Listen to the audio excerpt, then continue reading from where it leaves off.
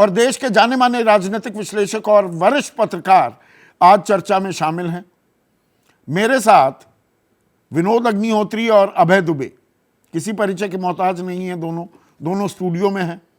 अभिज्ञान प्रकाश वरिष्ठ पत्रकार हैं, लेखक हैं, मल्टी टैलेंटेड पर्सनालिटी हैं, बहुत अच्छा तबला भी बजाते हैं, पर ये राजनीतिक तबला भी आजकल थोड़ा जो बेसुरा हो रहा है उस पर इनकी राय जानेंगे।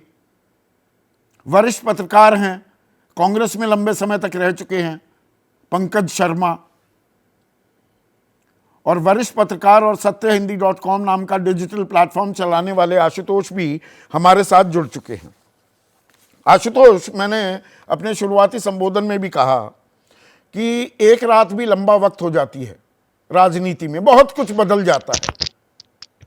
10 दिन पहले मैंने यही सवाल रखा था, आज मैं सवाल दोहरा रहा हूं। जब भारत जोड़ो न्याय यात्रा का प्रोग्राम, उसका औपचारिक ऐलान हुआ था, अभी कुछ ही दिन पहले, चंद रोज पहले आप कार्यक्रम में आए थे और इंडिया गठबंधन की उलझनों पर जब सवाल मैं पूछ रहा था तो आपने कहा था कि कांग्रेस का हाल तो अब मीडिया ने वो कर दिया कि गरीब की भौजाई है। ये मीडिया ने कर दिया या कांग्रेस इंडिया गठबंधन खुद अपनी गत ऐसी करवा रही है?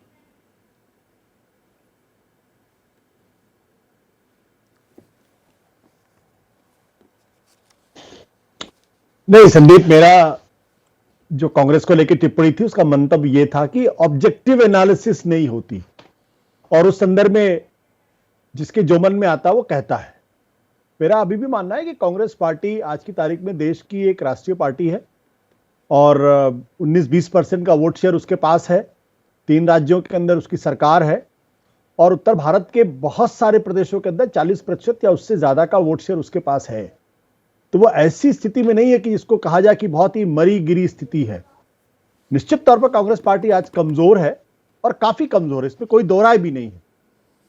लेकिन राजनीतिक दलों के इतिहास में इस तरीके की स्थितियां पैदा होती हैं और यह स्थिति एक जमाने में भारतीय जनता पार्टी के पास भी थी।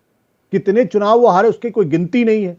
लेकिन आज की तारीख में मुझे अच्छी तरीके से याद है 2004 के बाद जब 2009 में भारतीय जनता पार्टी हारी थी तो इसी Bharatiya Janata party total disarray में थी और अंत में नितिन गडकरी को नागपुर से उठा के यहां लाया गया और जो 4 बड़े नेता थे उनकी जगह जिसको गैंग ऑफ 4 कहा गया था उनको रखा गया और नरेंद्र मोदी के प्रधानमंत्री बनने के बाद या नेता बनने के बाद कांग्रेस भारतीय जनता पार्टी की स्थिति में सुधार हुआ।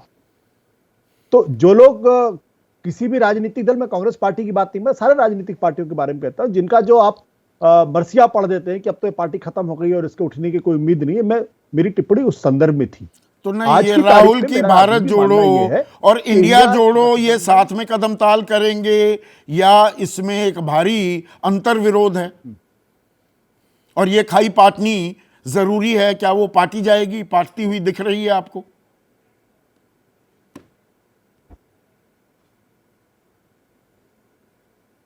मुझे तो अभी भी ये लग रहा है कि इंडिया गठबंधन के अंदर जो गठबंधन की बातें चल रही हैं, जितनी लोगों को ये उम्मीद थी कि ये बिल्कुल टोटल डिसरे में हो जाएगा, वैसा मुझे दिखाई नहीं पड़ रहा।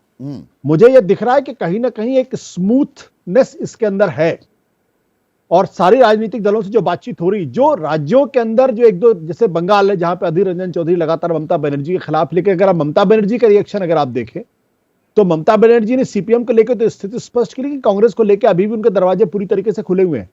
वो बार्गेनिंग चलती रहेगी। कांग्रेस कहेगी हमको 6 सीटें चाहिए, ममता बनर्जी कहेंगे हमको 2 सीटें चाहिए, लेकिन मुझे लगता है 3 या 4 सीटों के अंदर बातचीत बन जाएगी ममता बनर्जी के साथ और बहुत जल्द बन जाएगी। उसमें कोई बहुत ज्यादा वक्त लगने वाला नहीं है। आप उत्तर प्रदेश के अंदर भी ये स्थिति है। उत्तर प्रदेश के अंदर भी अगर आप देखिए तो कहीं ना कहीं एक समाजवादी पार्टी और कांग्रेस के बीच में एक समझ बनती हुई दिखाई पड़ रही। 2 राज्य जहां सबसे ज्यादा झगड़े होने चाहिए तो वहां मुझे सबसे कम झगड़े दिखाई पड़ रहे। बिहार जहां पे 7 पॉलिटिकल पार्टीज एक तरफ है, महाराष्ट्र जहां 3 पॉलिटिकल पार्टी एक तरफ है और शिवसेना और एनसीपी की स्थिति कमजोर है, लेकिन उसके बावजूद भी दावे प्रतिदावे होंगे। लेकिन दावे प्रतिदावे होने के बाद स्थिति ऐसी हो जाएगी कि लोग तुनक मिजाजी में गठबंधन को छोड़ देंगे और ऐसा मुझे दिखाई नहीं पड़ रहा है। इसलिए मेरा अभी भी मानना यह है कि जो लड़ाई भारतीय जनता पार्टी बहुत आसान मान के चल रही, कि उसको लगता है 2024 की लड़ाई वो जीत चुके हैं, वो इतनी आसान मुझे अभी फिलहाल दिखाई नहीं पड़ रही। कल जो हुआ इस वर्चुअल मीटिंग में जो यूनिफायर थे मैं नीतीश कुमार की बात कर रहा हूं। ये जो इंडिया गठबंधन बना, अगर किसी व्यक्ति को सेरा बनना चाहिए तो वो नीतीश कुमार हैं। 2022 में सितंबर में निकले थे, सबसे मिले, सबको एकजुट किया, लामबंद किया। आज यूनिफायर क्या डिसरप्टर की भूमिका में आते दिख रहे हैं।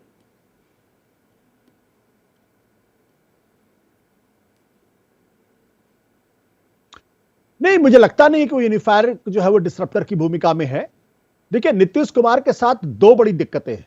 पहली दिक्कत इस बात को लेकर यह है कि नीतीश कुमार का जो पास्ट रहा है वो कोई बहुत रिलायबल पास्ट नहीं है, इसलिए गठबंधन के कई साथियों को लेकर उस पर ऑब्जेक्शन होगा और आपत्ति होगी, और आपत्ति होनी भी चाहिए कि जो नेता लालू यादव का साथ छोड़ने के बाद से लगातार 2 दशक तक वो भारतीय जनता पार्टी के साथ थे, अटल बिहारी वाजपेयी के कैबिनेट में थे, नरेंद्र मोदी के मसले पर वो बीजेपी छोड़ के चले जाते हैं, फिर वापस नरेंद्र मोदी के साथ जुड़ जाते हैं और बीजेपी की सरकार चलाते हैं, तो उनको लेके एक संदेह हमेशा बना रहेगा। और इस बात में कहीं ना कहीं कमजोरी नीतीश कुमार की दिखाई पड़ती है कि वो पूरा भरोसा अभी भी ना तो जनता को दे पाए हैं, ना गठबंधन के साथियों को दे पाए हैं, और अपनी इस एम्बिग्यूटी को वो एक पॉलिटिकल बार्गेनिंग के तौर पर इस्तेमाल करना चाहते हैं। दूसरी जो स्थिति है कि वो आइडियोलॉजिकल लेवल पर भी वो उतने सक्षम या कमिटेड दिखाई नहीं पड़ते जिस तरीके से आज की तारीख में इंडिया गठबंधन को वो आइडियोलॉजिकल कमिटमेंट दिखनी चाहिए। वो कमिटमेंट उनके अंदर नहीं है, क्योंकि वो बीजेपी के साथ रह चुके हैं, इसलिए जो हिंदुत्व के साथ उनकी जो उनका जो जिसे कहते हैं कि वो तेवर दिखाने की कोशिश करते हैं, उस पर लोगों को सहज विश्वास नहीं प्राण होता। प्रतिष्ठा में वो जाएंगे या नहीं, इस मामले में भी उन्होंने अपना रुख साफ नहीं किया है। कांग्रेस ने मना कर दिया है।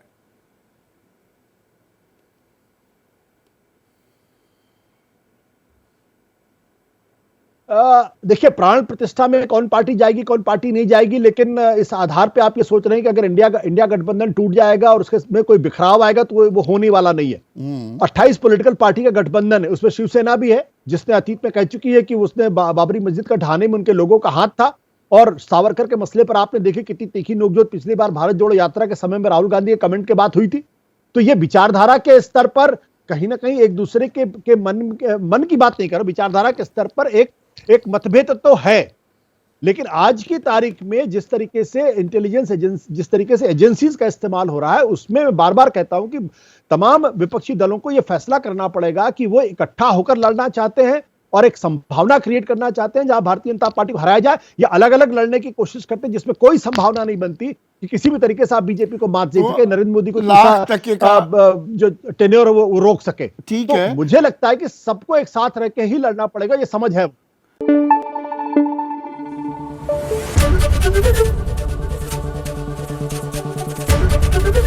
एबीपी न्यूज आपको रखे आगे।